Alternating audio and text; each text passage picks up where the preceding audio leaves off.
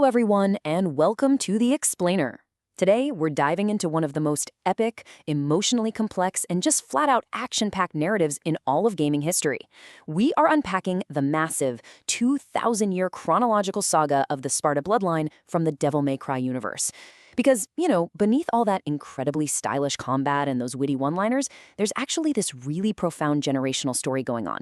It's all about trauma, humanity, and figuring out what the true source of power actually is.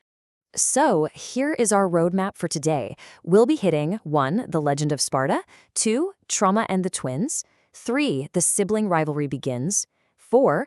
Tragedy and Dante's apathy, 5. Nero and New Hope, and finally 6. Breaking the cycle. Let's get right into it. Section 1. The Legend of Sparda, 2,000 years of history. Okay. So to truly understand Dante and Vergil, we first have to rewind a full 2 millennia before they were even born. But before we get to their dad, we need to talk about the timeline itself. Capcom actually pulled off this totally fascinating retcon here. They moved the events of Devil May Cry 2. Originally, it was placed way later in the series, but the official sequence is now what we're looking at. By dropping DMC2 right after DMC1 and the animated series, Capcom brilliantly repaired Dante's whole emotional arc. Because, as we'll see, the severe depression and apathy Dante shows in DMC2, it now makes perfect, tragic sense based on what he just went through in DMC1. Now, a really crucial thing to wrap our heads around is the biology that sits at the very core of this entire saga. Sparda's kids are Cambions, and in this universe, demonic power is basically just raw energy. But humanity, the ability to love, to grieve, to want to protect others, that's the emotional catalyst that actually amplifies and perfects that raw power. So embracing humanity isn't a weakness here. It's literally the ultimate source of true strength. Right, so how did this whole legacy start? 2,000 years ago, Sparda was this legendary demon swordsman. He was actually the right-hand general to the Dark Emperor Mundus. But after witnessing Mundus's brutal tyranny over humans, Sparda basically woke up to justice. He rebelled. He single-handedly defeated Mundus and his forces, but to permanently seal the portal between realms, the Temenigru, Sparda had to go to extremes. He used his own blood, the blood of a human priestess, and a perfect amulet. He then poured the vast majority of his own demonic energy straight into his beloved sword, the Force Edge, trapping his power on the other side of the portal. He literally sacrificed his own supreme power just to protect the human race. Section 2. Trauma and the Twins. The shattering of the Sparda family. For 2 millennia, Sparda quietly protected the human world. Eventually, he fell in love with a human woman named Eva, and they had twin Cambion sons, Dante and Vergil. But, of course, peace never lasts. On the twins' 8th birthday, Eva gave them each half of Sparda's perfect amulet. Shortly after that, Mundus, who was desperate for revenge against Sparda's bloodline, sent a targeted demon attack right to their manor. It's a completely heartbreaking moment. Eva hid Dante in a closet, begging him to stay perfectly quiet so he'd survive, and then she was brutally murdered by the demons. Meanwhile, Vergil was playing outside at the time, leaving him completely isolated to fend for himself against an absolute onslaught of monsters. This one incredibly traumatic event is exactly what forced these twins down deeply flawed, totally opposing psychological paths. Think about it. Dante associated his demonic side with the monsters that literally killed his mother, so he rejected it. He hid his profound PTSD and grief behind this mask of sarcastic, trash-talking humor. But Vergil felt abandoned. He convinced himself that his human vulnerability was the reason he was helpless. So he went the opposite route, rejecting his human heart entirely. He developed this really dangerous obsession with gaining absolute demonic power so that he would never, ever be a victim again. Section 3. The sibling rivalry begins. The clash at Temenigru. Fast forward a decade and you just know these opposing coping mechanisms are destined to collide. Vergil actually raises the ancient Temenigru tower from the ground. He wants to use their mother's unified amulets to break Sparda's ancient seal and claim all that trapped power. Dante climbs the tower to stop him. And during the fight, when Vergil stabs Dante with his own sword, it actually shocks Dante's dormant demonic power awake, his devil trigger. In their massive final clash, Dante wins, but not because he has better raw power. He wins because he embraces his human capacity for love and the desire to protect others, which amplifies his strength. Defeated, Vergil basically chooses to fall into the underworld rather than go back to the human realm with his brother. Section 4. Tragedy and Dante's apathy. the dark era of Devil May Cry 1 and 2.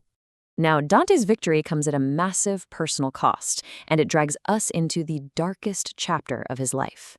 Down in the underworld, Vergil faced the demon emperor Mundus. He lost and was corrupted into a brainwashed, enslaved knight called Nero Angelo.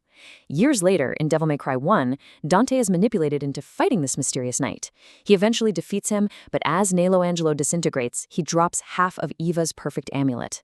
The twist is just devastating.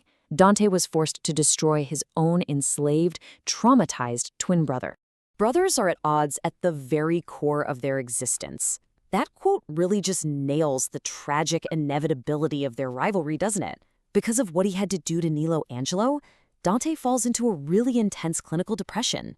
That's why in Devil May Cry 2, which, remember, now immediately follows this era, Dante is mostly silent. He's apathetic. He's completely listless. He takes on jobs with zero enthusiasm because he firmly believes he murdered the only family he had left. Section 5. Nero and New Hope.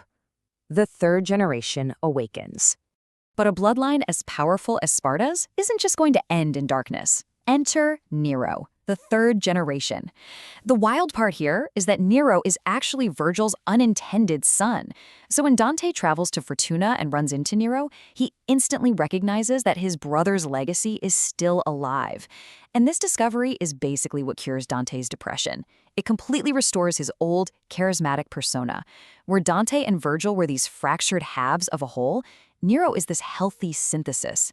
He completely embraces his demonic power, but he's entirely driven by his human heart and his love for a woman named Kyrie. He steps up as the family's new emotional anchor. Section 6, Breaking the Cycle. The climax in Redgrave City. This is where decades of generational trauma all finally boil over. Vergil is barely alive. His body is literally crumbling from years of battle and enslavement. So he returns to the human world, tracks down Nero, and violently rips off his demonic arm just to reclaim his old sword, Yamato.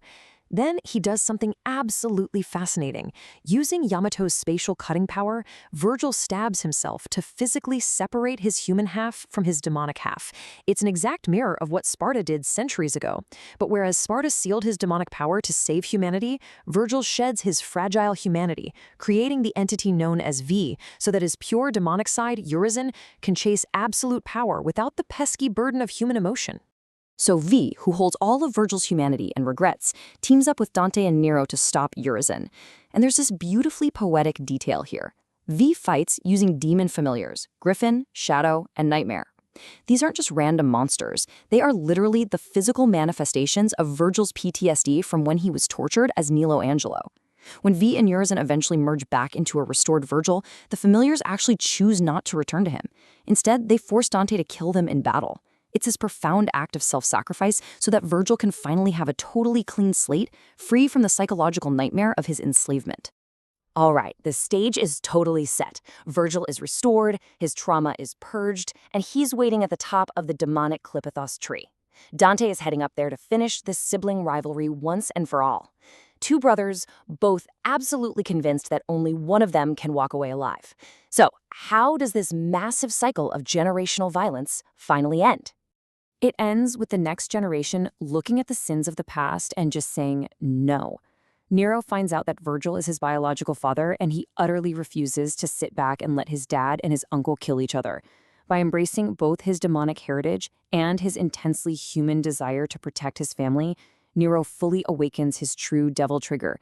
He literally regrows his missing arm, flies to the summit, and physically crashes their fatal fight. He beats some sense into his father, proving that family doesn't have to equal mutual destruction. He shatters the curse right there. Moved by Nero's sheer human conviction, Dante and Vergil finally actually reconcile. They agree to head down into the underworld together to chop down the demonic tree and seal the portal, saving the human world. And they leave Nero behind as humanity's newly appointed protector. The whole narrative wraps up so beautifully. Dante and Vergil are trapped in the underworld again, sure, but this time they aren't trying to murder each other. Their lethal feud has completely morphed into this playful, almost therapeutic sparring match. After all these years, they finally understand each other. Which leaves us with this final thought. Sparda rebelled for humanity. Dante found his strength in his human heart, and Nero literally saved his family through human conviction. So, in a universe totally obsessed with raw demonic strength, is the ultimate source of true power actually just our human capacity to love, forgive, and protect? It's an incredibly fascinating question, and it just proves that the whole Devil May Cry saga is so much more than just a stylish action game. Thank you all so much for joining me on this explainer of the Sparda legacy. Keep learning, and I'll catch you next time.